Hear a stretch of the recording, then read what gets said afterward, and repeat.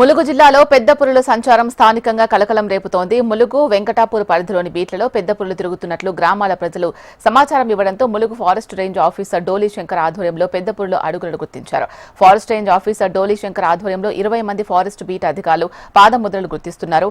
ములుగు, పులిగుండం, జాకారం, సింగరకుంటపల్లి, నర్సాపూర్, పాపయ్యపల్లి గ్రామాల పంట చేలలో నుంచి వెళ్తున్న పెద్ద పులి పాదముద్రలు గుర్తిస్తున్నారు. వెంకటాపూర్ బీట్లోని పాలంపేట అడవిలోకి వెళ్తున్నట్లు ములుగు రేంజ్ ఆఫీసర్ డోలీ శంకర్ తెలిపారు. చుట్టుపక్కల గ్రామాల ప్రజలు అప్రమత్తంగా ఉండాలని సూచించారు. ఎవరైనా పులులకు హాని చేస్తే చట్టం ప్రకారం కఠిన చర్యలు తీసుకుంటామని ఆయన హెచ్చరించారు.